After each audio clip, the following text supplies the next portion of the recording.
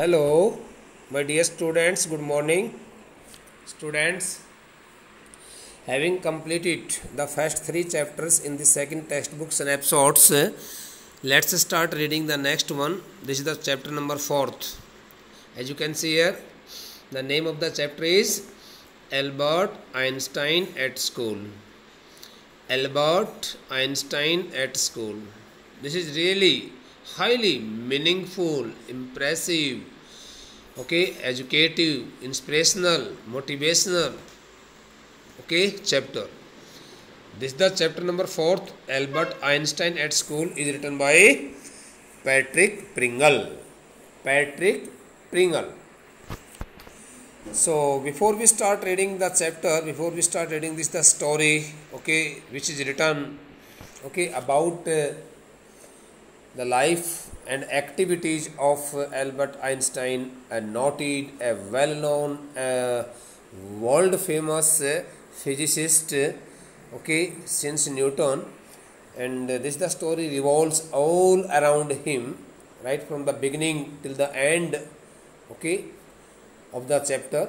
So I think I would like to give you, I think we should get here some details regarding Albert Einstein, which we will find here in this chapter. Beta, Albert Einstein was really highly talented student in the days of his schooling hours, and he was really a different kind of child right from the very early stage of his life. When he started getting education at some school, he did not like the schooling education as well as the system, because he stood against the regimentation, strict discipline, and he did not like that the students must be forced to cram something. I mean to say, Albert Einstein was totally against the conventional and the traditional form of cramming. He always valued the creativity of thoughts, creation of thoughts. He never gave any importance to cramming the facts. He always thought that a person should always generate some new ideas in his mind. He was really so much innovative, not creative but innovative also. So the story also tells us how he faced his schooling days, and what kinds of challenges he had to see during his schooling education. So all these things also reveal it that Albert Einstein was really a man of high principles, and he never lost his confidence, and he never bent himself down. He never compromised his principles while arguing with his teachers, while arguing with his head teacher, and many more other persons also. So let's start reading the chapter. Since the chapter is a bit lengthy, that's why it may take some time. First of all, we would like to read the outline as given here in the beginning of the chapter. Albert Einstein, who was born in the year of 1879 and died in the year of 1955, is regarded as the greatest physicist since Newton. Albert Einstein has really got his popularity on the basis of his high skills and unmatchable, exceptional qualities, and he is always regarded as the greatest physicist since Newton. Since the time of Newton, he has got his name and fame in the field of physics, and he has been really great scientist also. In the following extract from the young Einstein, the well-known biographer Patrick Pringle described the circumstances which led to Albert Einstein's expulsion. Expulsion stands for exclusion. exclusion. Exclusion means send somebody out, okay, throw somebody away from a place almost permanently from a German school.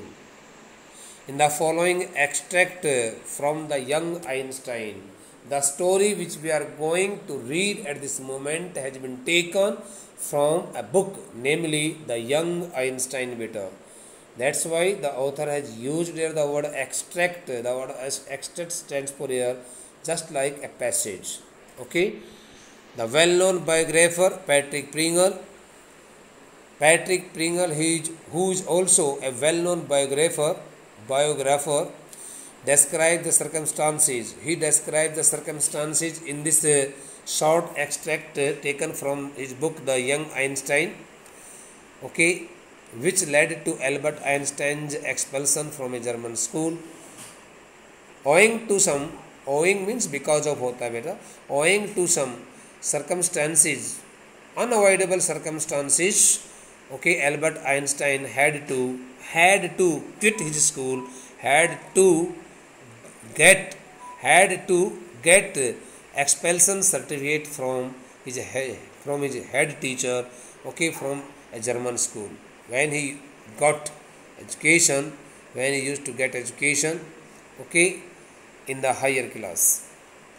So the chapter describes here how, this is the chapter describes here how Albert Einstein found himself so much compelled to leave the school, okay, in adverse conditions. In what year Einstein asked the history teacher did the Prussians defeat the French at Waterloo? In what year Einstein asked the history teacher? On some day, the history teacher asked Albert Einstein, since Albert Einstein, okay, was getting education at some high school, okay, and it was his duty to answer the question as raised by some teacher there in the class. So one day his history teacher asked him, in what year the Prussians had defeated. Now I would like to convert the statement into past perfect tense, since it is written in simple past tense. And as you know, as per rule, simple past tense changes into past perfect tense. Okay, the history teacher asked Albert Einstein in what year the Prussians had defeated the French at Waterloo. Okay, in the battlefield of Waterloo. The history teacher wanted to know the exact year from Albert Einstein. I don't know, sir. Albert Einstein, who did not believe in such kinds of facts, who did not believe in such kind of theory and methodology of getting education, replied his history teacher, quite frankly saying that he did not know the answer. He did not know the year. Okay, in which the Prussians had defeated the French at Waterloo. Why don't you know? Being a little agitated, the history teacher asked Albert Einstein why he did not know the year. You have been told it often enough. He also told Albert Einstein that he had already been told about the year in which the Prussians had defeated the French at Waterloo several times before that day. The history teacher told Albert Einstein that he had already, now I would like to give the explanation in active form. He had already told him about the year, okay, in which the Prussians had defeated the French at Waterloo. Thereafter, he told him that he did not know the year. I must have forgotten. Again, Albert Einstein told his teacher that he should consider that he must have forgotten that year. He must have forgotten the year. That's why he should not scold him for that point. Did you ever try to learn? Asked Mr. Brown. Oh, The name of the history teacher was Mr. Brown. That Mr. Brown, history teacher, asked Albert Einstein, okay, if he had ever tried to learn the year, if he had ever tried to learn the exact year, the name of the year. No, sir, Albert replied with his usual unthinking honesty.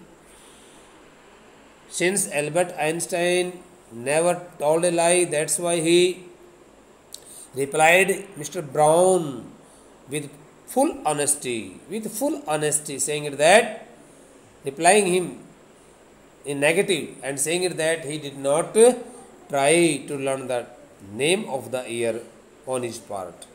Why not? Mr. Brown gave him a series of questions. So in those all questions he also asked why he had not ever tried to learn the exact year.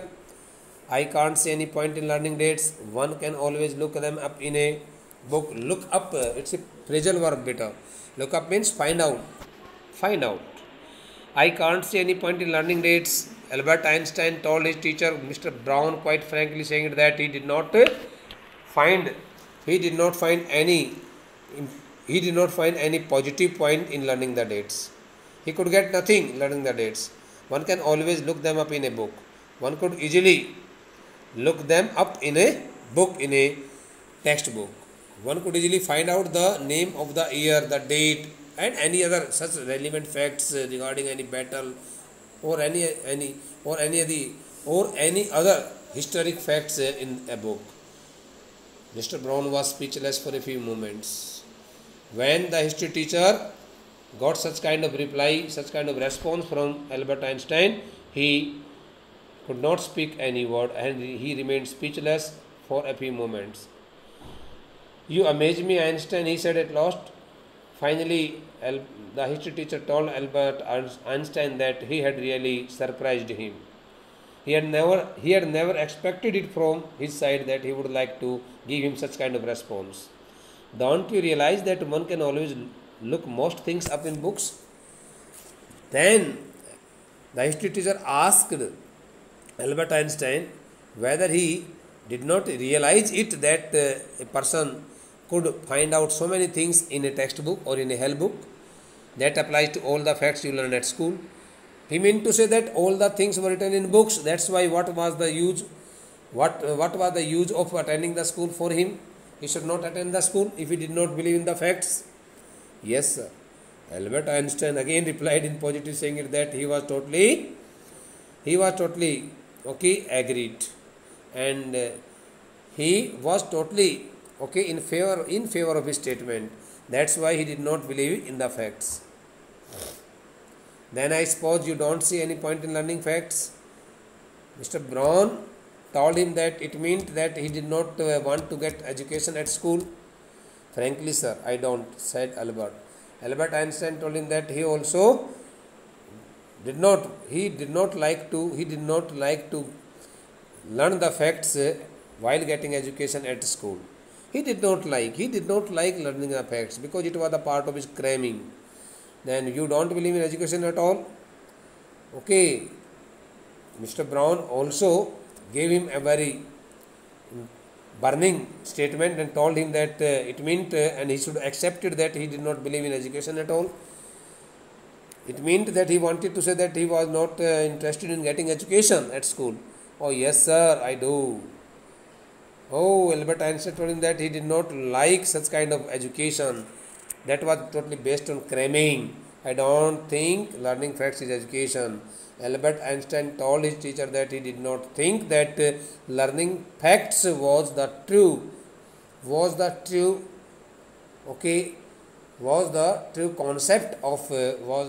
concept of education. No, was the true objective of education. No.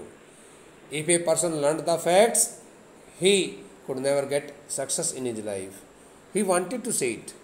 It means he wanted to get some other kind of theory on his part. That's why he told his teacher that he did not like such kind of wrong tradition of learning the facts and he was totally against it better.